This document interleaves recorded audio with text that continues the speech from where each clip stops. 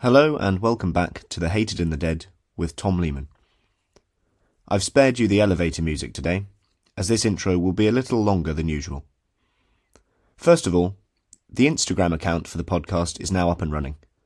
The account name is THTD_podcast, but typing in The Hated and the Dead should get you there. It would be great if everyone listening to this episode that has Instagram follows the account and shares the account on their story. As well as notifying you about new episodes, I'll also be sharing infographics, maps, poll results, books I'm reading, and other things about politics that I find interesting. Today's episode is about Hamid Karzai.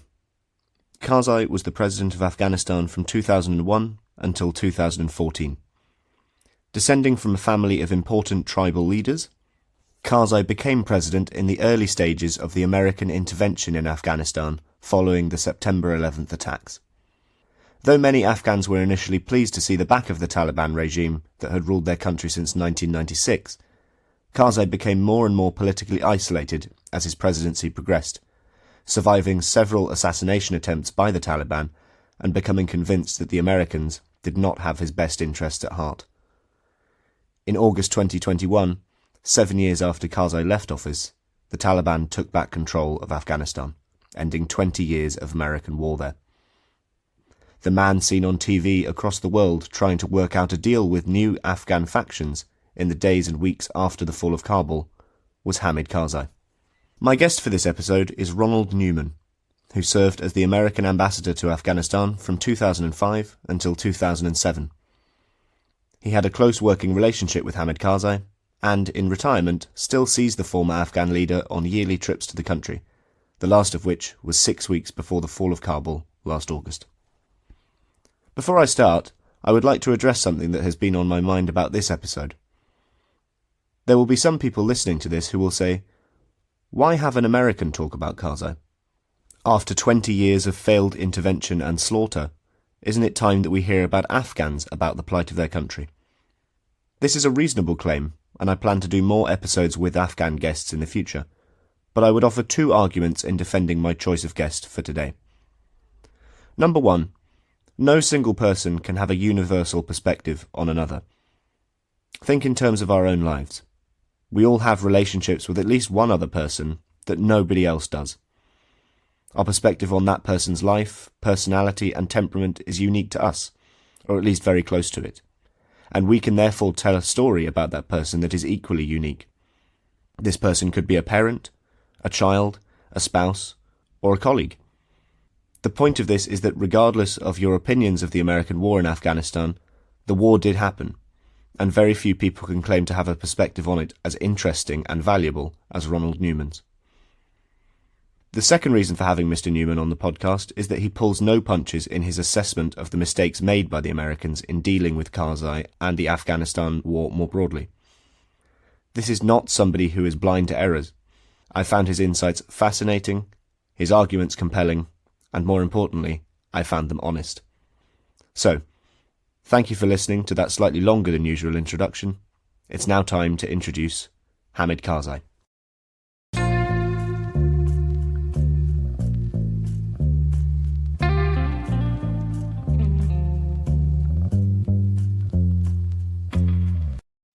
Ambassador Newman, thank you for joining me. My pleasure. We're talking about Hamid Karzai today. He served as president of Afghanistan from 2001 until 2014. You served as the US ambassador to Afghanistan from 2005 until 2007 under President Bush, who of course ordered the invasion of Afghanistan after September the 11th, which led to Karzai's installation as president. It's rare for me to have a guest on this podcast who had such a close and consequential working relationship with the subject of the interview.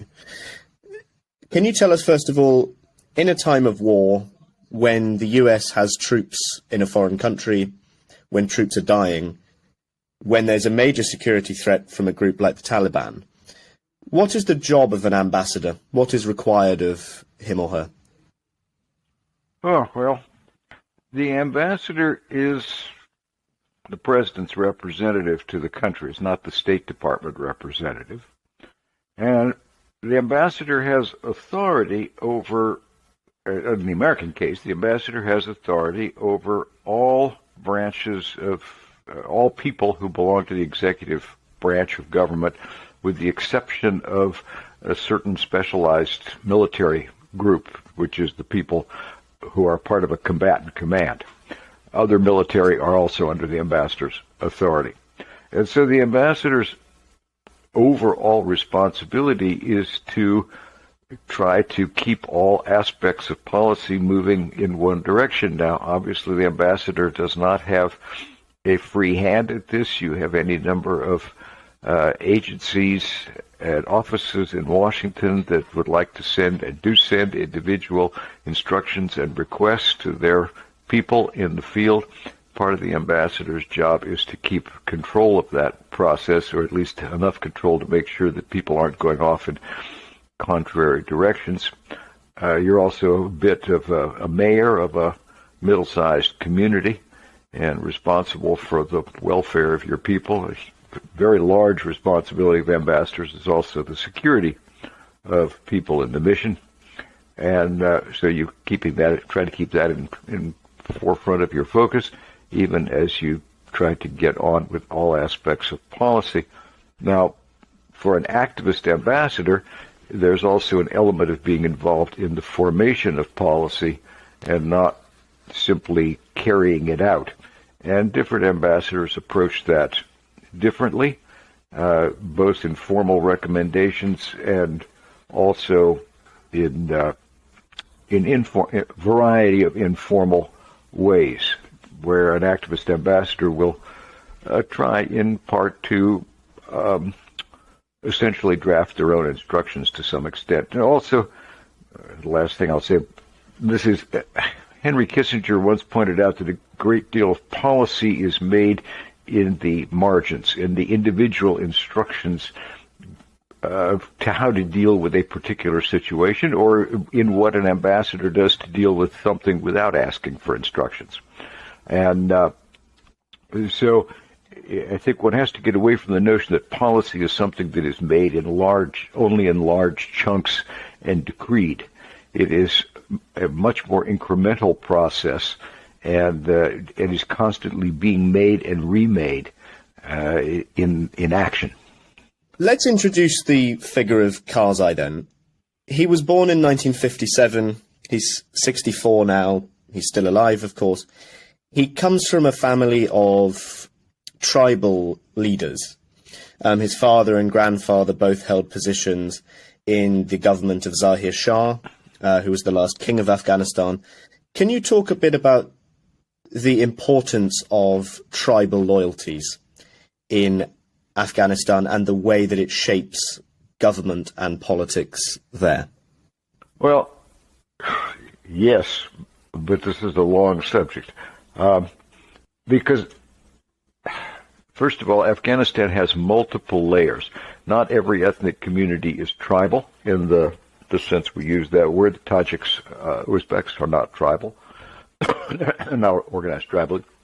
Within tribal societies, tribes, Pushtun tribes particularly, you have all kinds of subdivisions, both tribal subdivisions, family subdivisions, so that it's very difficult to speak of tribal loyalties. Within Karzai's own family, you have a very violent split that has led to killings between a group of cousins. And so just declaiming on tribal loyalty is it almost misleads in some ways. So the Barakzais had a major faction that was with the communists, and another major faction under Gulaga Sherzai that was governing Kandahar under Karzai. So, in fact, I think what was fascinating in the 2005 parliamentary election was that only in one province did I see one tribe with enough control to insist that if you were part of their tribe and you weren't in their designated slot, you couldn't run for parliament. Everywhere else, people put themselves forward. There was not that kind of control and loyalty. So you do have tribal importance. You also have the importance of networks. One Afghan friend, scholar, refers to open and closed networks, which I think sometimes is a more useful way of thinking about these things. And closed networks are individual leaders and their followers, and they have to take care of them. And the open networks are composed of the closed networks moving in and out. So Karzai's supporters are a whole bevy of closed networks, and each of them needs care and feeding in order to take care of their own people. But they're not just Karzai's. It's a constant balancing process. And so one of the things you see is when Karzai goes out of power, went out of power, some of those people remain around him, many don't. So they're not one tribal network. And in fact, even within the Duranis, which is the dominant group from which Karzai comes, one of the issues right now is splits in the Taliban, because you have a major Durrani group who are Taliban as well. So you have loyalties and you have patronage networks, and it's probably most useful to think in terms of understanding patronage networks rather than just understanding tribes. All these things overlap to the hideous confusion of anyone trying to understand it. That situation that you've outlined, especially with regards to patronage and networks, how much does that situation limit central state capacity in Afghanistan? That's to say, how far does it hamstring the government in Kabul to make decisions for the whole of the country? Well, it's a limiting factor, but it's a dynamic and not a fixed or static situation. So, historically, you've had very strong monarchs at certain times. They were dealing with the same panoply of tribal and patronage interests, but, somebody like Abdul Rahman, who was known for suppressing revolutions, insurgencies by blowing people out of cannons, didn't think that he was completely compelled by local patronage networks. In Karzai's case, you had the situation that he came to power as a compromise candidate. He came to power with no real base of his own, no money, no guns, and with the United States not really willing to support him in interscene political dealings. So that there you had a situation where, yes, it was extremely limiting on what the central government could do, because he had to constantly remake his own support. But it was a function as much of his particular position or situation in time as of a kind of static Afghan situation. I want to try and locate Karzai a bit in modern Afghan history.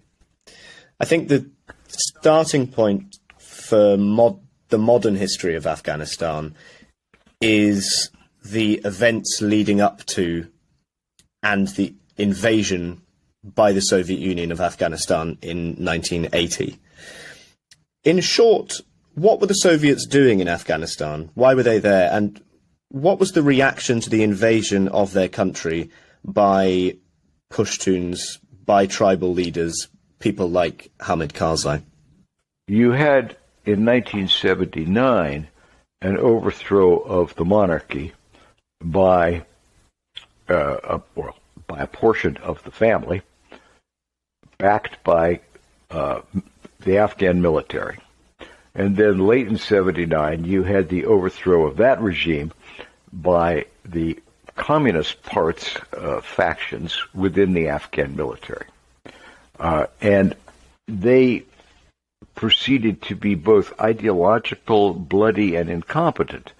And they stirred up an enormous amount of resistance from Afghans.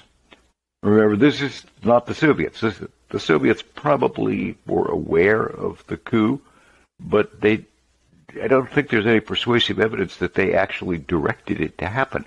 And in many ways, the Soviets felt that Afghanistan was not yet ready for communism. It didn't have a proletariat of the sense of Marxism. But the domestic local Afghan communists were creating so much resistance that they were at risk of being overthrown. And they were ignoring all the Soviet advice as to how they ought to broaden their government, themes that sound fairly familiar today. The Soviets, as far as we know, invaded in order to prevent a group of communists from falling. Once communism had gotten there, you couldn't let it be overthrown.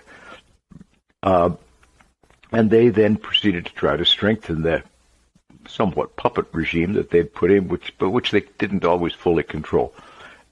That just increased the resistance that was already there. And it was not only resistance from the Pashtuns, it was resistance that was really across the board in Afghanistan. So more and more people got into the act, and then the Soviets used really brutal tactics of carpet bombing and trying to destroy villages and just push populations out that increased the resistance as well, although that resistance in many respects was faltering at the point where we got into the act with other friends and began to supply them with some of the necessary weapons and support in order to become more effective. The Soviets' adventure in Afghanistan came to an end in 1988. They were in the country for 8 years. That intervention is often compared to the American experience in Vietnam, rightly or wrongly. At the time, you were already involved in American diplomacy, not directly in Afghanistan, but your father, of course, had been the ambassador to Afghanistan under President Nixon.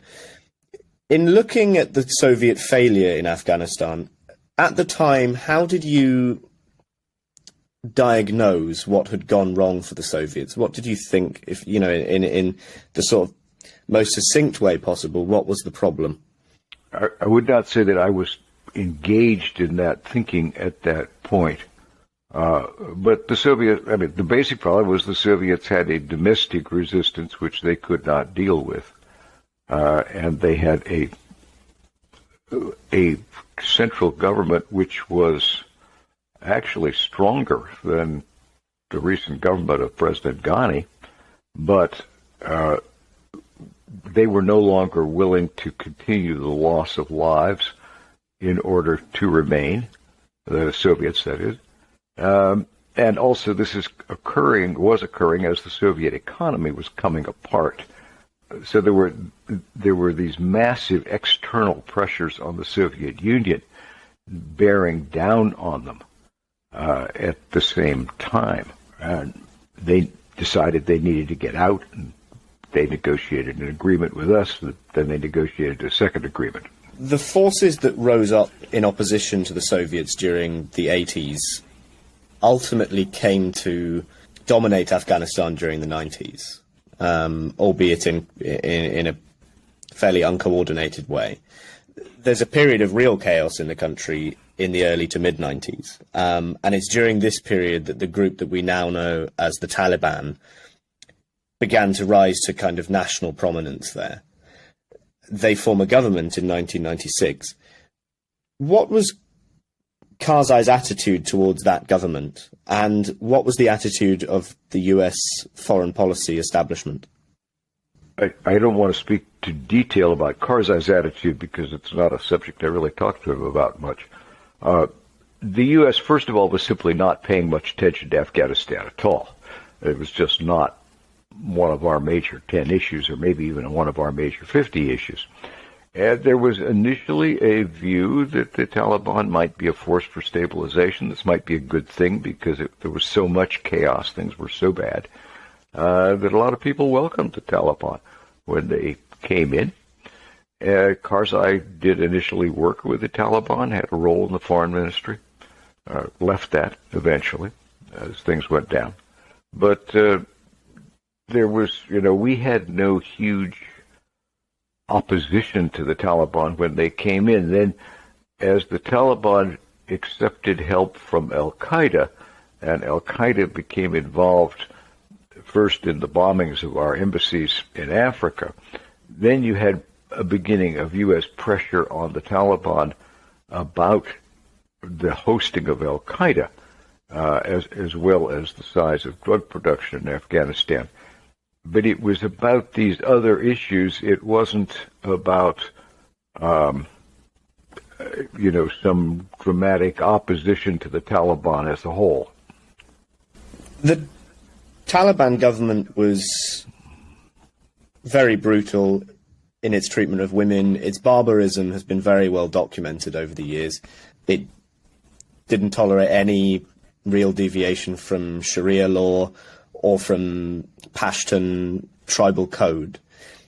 It's worth pointing out, obviously, that they did have one achievement, which was tightly controlling and limiting opium production. They slashed opium production in 2000. But then came September the 11th in 2001, and very quickly the spotlight was turned on Afghanistan after those awful attacks in New York and Washington, because the Taliban had been housing Osama bin Laden, the leader of Al-Qaeda. Can you give an account of the US dealings with the Taliban government in the immediate weeks after those attacks? Basically, the U.S. demanded that the Taliban give up Osama bin Laden. And they made that demand in various ways. The Taliban kept saying that they wanted more evidence, various ways, but they basically refused. And that's when President Bush made the decision that we would invade Afghanistan and we would destroy Al-Qaeda. That was, of course, not very long after September the 11th. There was only 3 or 4 weeks, I think, that after the attacks that the invasion began. The Taliban government was overthrown as a result of that, and the man that ended up being the president of this new Afghan nation was Hamid Karzai in December 2001. Was this the choice of Afghans or Americans?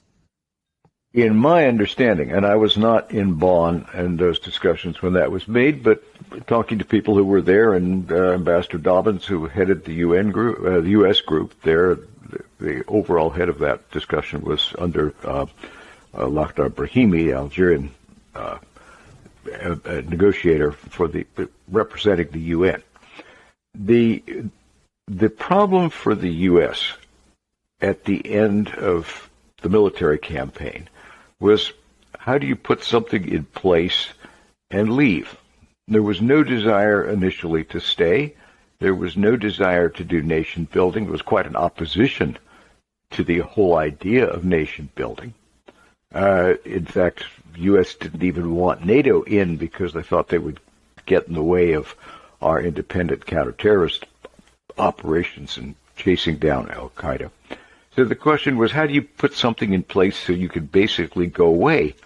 And the notion was that you have to have some kind of a comprehensive government, interim government, and you have to have some kind of political roadmap as to how the process will unfold.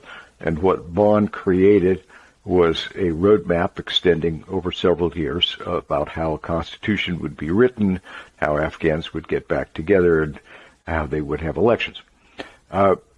This required, first of all, a very difficult negotiation to divide up cabinet positions among the various groups that had fought against the Taliban and create an interim government, and that had the question of who's going to head this thing. And initially, the U.S. did not have a candidate. It was seeking advice, and a number of different Afghan factions recommended Karzai. There was a competing idea of bringing back the king, which some of the factions wanted, others were bitterly opposed. But the king himself, Zahir Shah, was not at all enthusiastic. He's a very mild, or was a very mild fellow. His passed away now, had no real ambition to do this, didn't want the job. That left the question of who's going to fill it. And Karzai was a compromise candidate. And in fact, I can remember Dr. Abdullah at one point telling me how he helped get the Pakistanis and the Iranians both to put, I think it was the Iranians, to put forward Karzai's name. So it wasn't just coming from the Northern Alliance. So he was a candidate that people could agree on. And that, of course, meant by definition that he was a candidate that nobody saw as a great threat. And if you're not a great threat, you're also not likely to be somebody with great strength. I don't mean personally, but with not with having somebody who did not have guns, money, lots of supporters that could challenge others for power. So the very conditions that brought Karzai to power, and he was not a U.S. candidate per se. I mean, Dobbins was very clear that he didn't put Karzai's name into the mix until it had been suggested to him by a number of the other groups at Bonn. But he came to power under circumstances which meant he was selected because he was perceived not to be a threat. Now, there have been other people in history perceived that way who turned out to be a good deal stronger. Anwar Sadat was one. Ali Abdullah Saleh in Yemen, who then governed for 30 years. So you don't necessarily know what you get when you pick somebody on that basis. But in Karzai's case, he was fairly weak. I mean, he was weak in political terms. You became the US ambassador to Afghanistan in 2005. On a personal level, how did you find Karzai to work with? Quite decent. I mean, he's a very decent man, first of all. He's an Afghan patriot. He can move around a lot politically. He's a gifted politician. He really knows how to talk to his own people. And I remember being with him once up in, I think, Takhar in the north, had a whole group of 100 people in there. And his approach was, my government tells me this or that has been done for you, or school has been built. What is the reality? And then they would stand up and cuss the government and tell him what was lacking. And so he was posturing himself as this greater leader, separate from his own government, quite frankly, and therefore the father of the nation, able to absorb this criticism. It was a masterful performance, which he carried out a lot of times.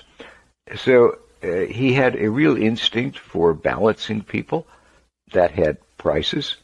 I learned that, he's a man of great pride, so you don't attack the president of the country in front of other people. You take that argument into the back room, but we could have quite dramatic arguments at times and still remain, cordial friends.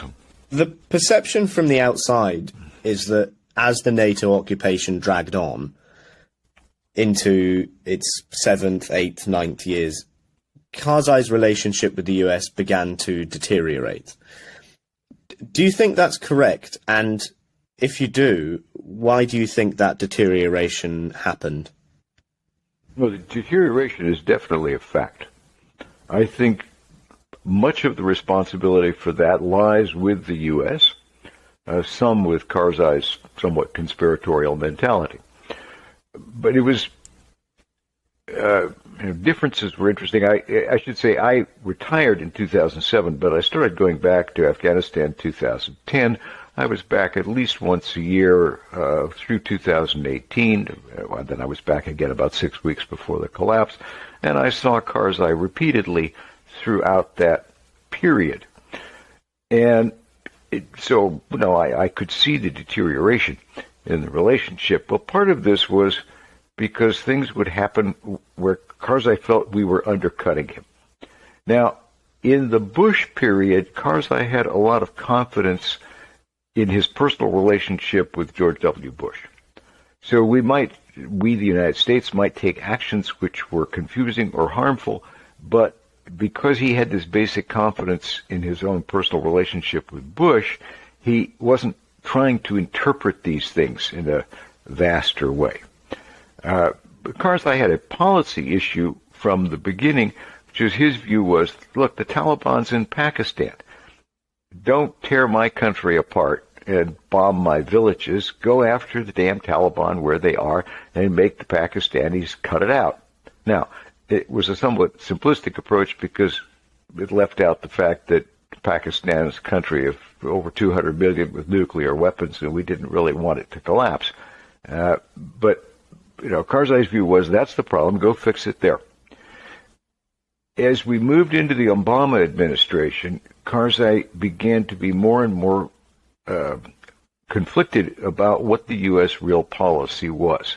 And this goes back all the way to the famous dinner that then Senator Biden had, where he attacked Karzai for the corruption in Afghanistan, and Karzai denied it in rather ridiculous terms. Biden threw down his napkin and stalked out. Well, if you read Woodward's book, which I assume is based on talking to Biden, Biden thought, I've told this guy about corruption. Karzai's view was, I think very clearly, no friend would attack me in front of my cabinet in the way that just happened. That's what you do if you're changing sides with somebody. Not in Afghan terms, you would never do this with a friend. And so Karzai's view was, this can't be about corruption, or they wouldn't do this in this way that hurts me. It has to be about something else. What is the something else? And that line of thinking, what are they really about, went on more and more. The Obama administration was absolutely tone deaf to any of Karzai's political problems. Karzai, in turn, interpreted the Americans as wanting basis for power projection. He interpreted things very much in a kind of 19th century power mode. And this was very clear. So there were more and more differences which he interpreted as indicating that the Americans were undercutting him. And so you got this Afghan, and it wasn't just Karzai. I mean, I heard this from other Afghans as well. The Americans must be trying deliberately to keep the government weak.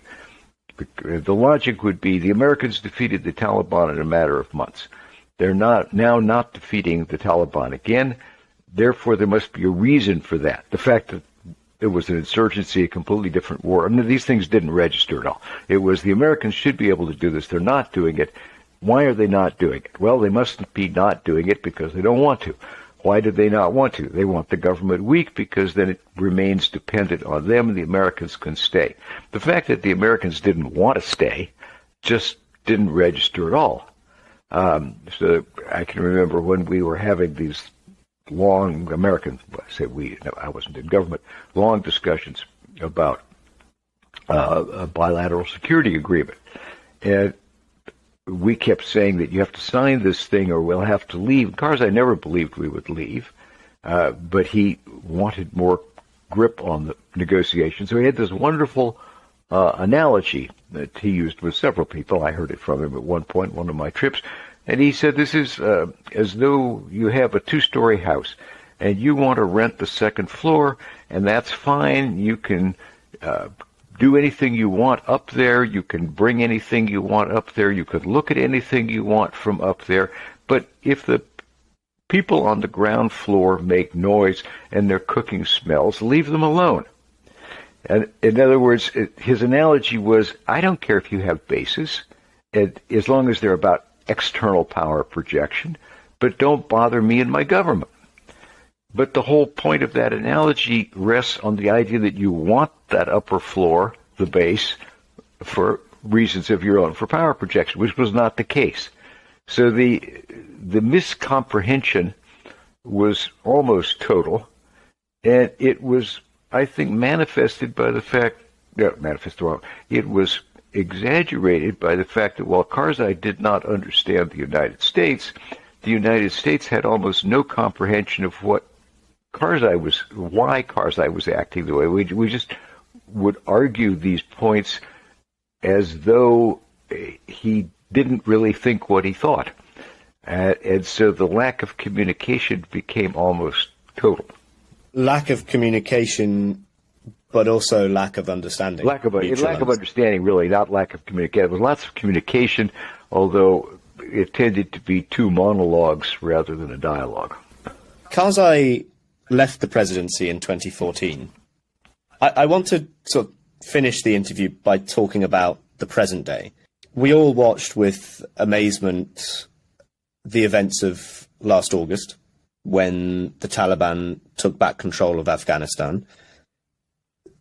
It brought an end to 20 years of US and Western involvement in the country. I'm fascinated to hear your perspective on those 20 years. When you look back at the entire period, and I know it's a long time, but do you think US involvement in Afghanistan can still be justified? Well, I mean, that's going to depend a little on what your basis is. Was it justified to go into Afghanistan and destroy the Al-Qaeda? Absolutely. 3,000 dead Americans in New York, the declaration of war. Was it a good idea to stay? Yes and no. Once you're in, what do you do? I think there's a series of questions you have to deal with, and most of them don't have good answers. Afghanistan is a place where if it has easy or good answers, I never saw them. Once you're in, you want to leave some form of stability and not have the Al-Qaeda, the Taliban back. Well, we got that wrong in the end. But it was not a decision to do nation building. It was a series of decisions as to how do you enable some system. And we tried various things, and they didn't work in the end in the time frame we were prepared to give them. So I think some of these questions get addressed in very simplistic fashion. They're sort of, well, don't you see you couldn't do nation building? Well, first of all, we didn't have one policy for 20 years. By my count, we had 10 separate policies in Afghanistan, which means we had an average lifespan of 2 years for any given policy in a place where that clearly was never going to work. When Obama made the decision for the surge, he also made a decision to start ending the surge in 3 years. Well, to start ending it soon, and then he made a subsequent decision to make it even sooner, and then he made 2 more decisions about it. So, you could not possibly do what we set out to do in the way we set out to do it. And so there's a very different discussion about whether the goals were right or whether we were impatient or whether we jacked the policy around too often. And I don't know that there's any basis on which you can ultimately answer that question. The short answer will be, of course, well, you couldn't possibly get democracy in Afghanistan so bad. Well, in Greece, we intervened at the end of World War II, and it took really until 1974 and the overthrow of the colonels before you began to have a real democracy in Greece. How long did it take to evolve in Korea, South Korea, or in Taiwan from a kleptocratic authoritarian government? So was it impossible in Afghanistan, or was our time frame wrong? There are endless number of questions here. And you can argue that you made, in fact, a lot of progress in Afghanistan in terms of a whole generation of educated people who wanted to vote, people who wanted a different kind of system, all gone out the window. But you didn't make the progress you needed at the political leadership. Was that impossible? You could argue endlessly without having a final answer to that. When we spoke last time, because for people listening, this is actually the second time we've recorded this, you said something that stayed with me since, because it's fascinating. You said that the intervention might have been a mistake, but whether it was an avoidable mistake is another matter. Can you just elaborate on what you mean by that? Simply that you have to ask these questions in terms of what were your real choices. Did America have a choice not to take action for the attack of 9/11? Probably not. Well, then you get into a government formation we talked about.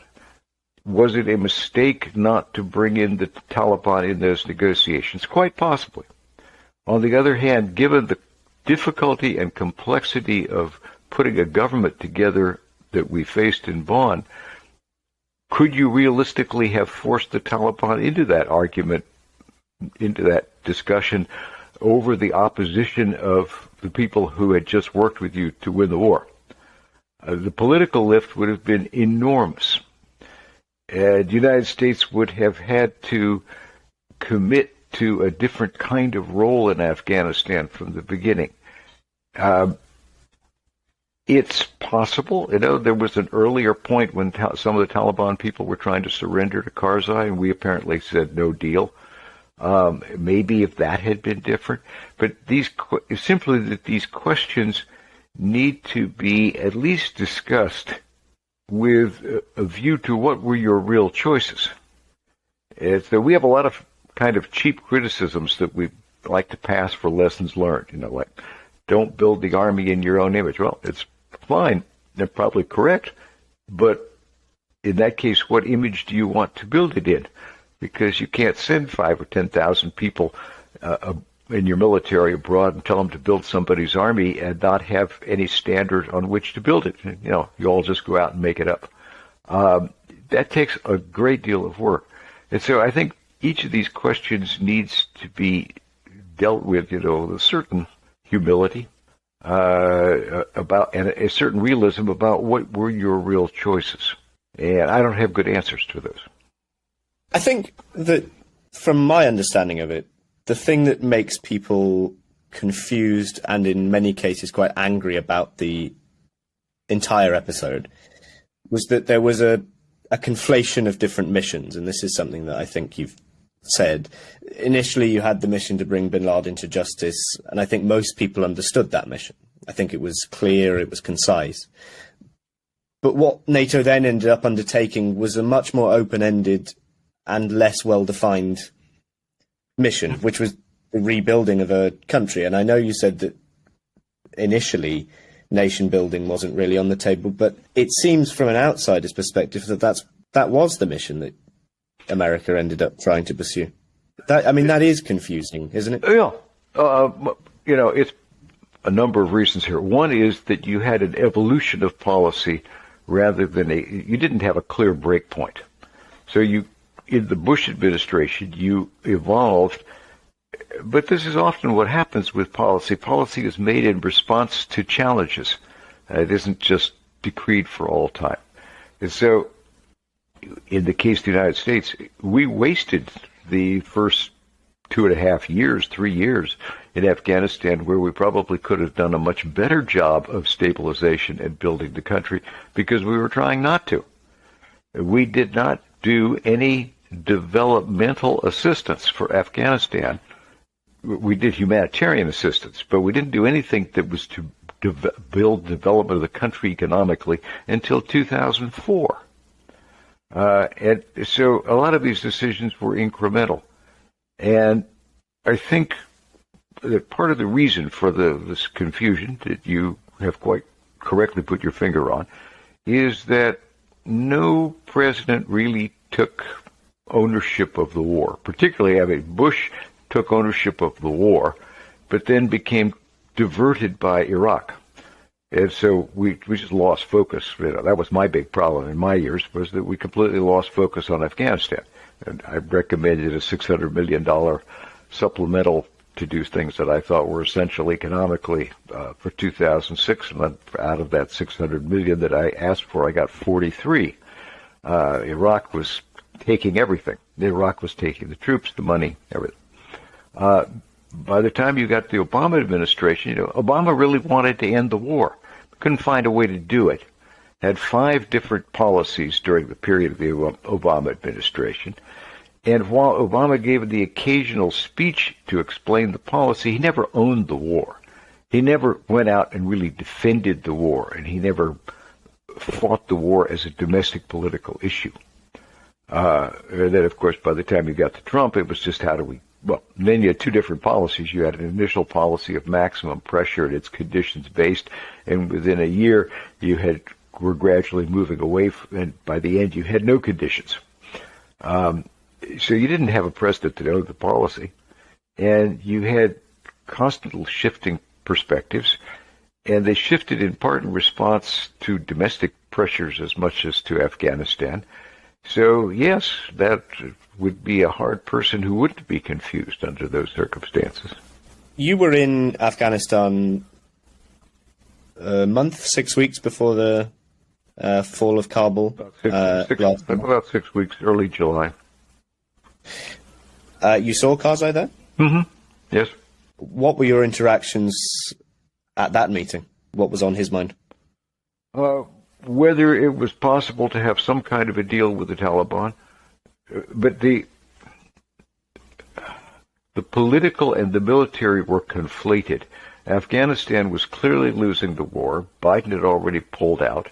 There was huge confusion about what America's purpose was, because when President Biden made his speech on withdrawal, there were two elements. One was the American military is coming out. The other element was that we will continue to support Afghanistan, including supporting its military.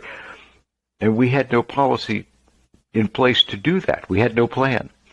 It was not just that we were pulling out 3,500 troops. It was that we were pulling out 15,000 contractors that were the absolute essential element of keeping the Afghan forces working, the Afghan Air Force flying, and we had no policy for how to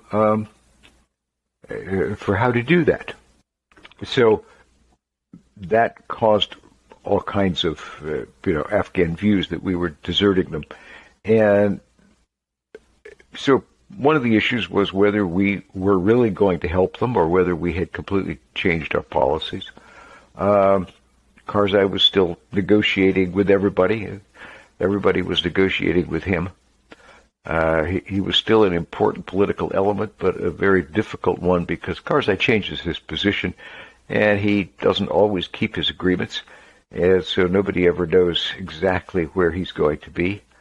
Talking to one of the other Afghan power brokers in that visit, we joked that it was important to know Karzai's position yesterday, today, and tomorrow.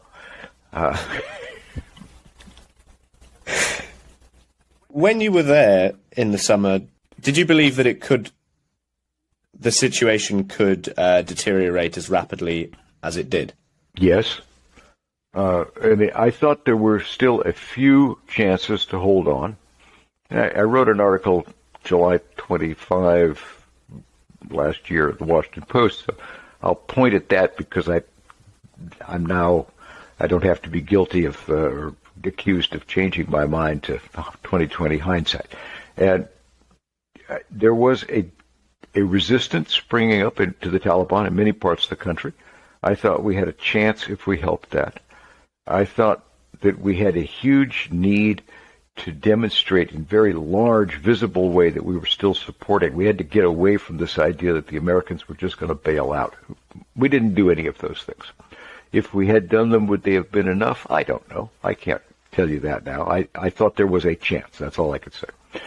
I did say in that article, as a number of former ambassadors and I had said back in May, that if the cities start falling, everything could crumble very rapidly.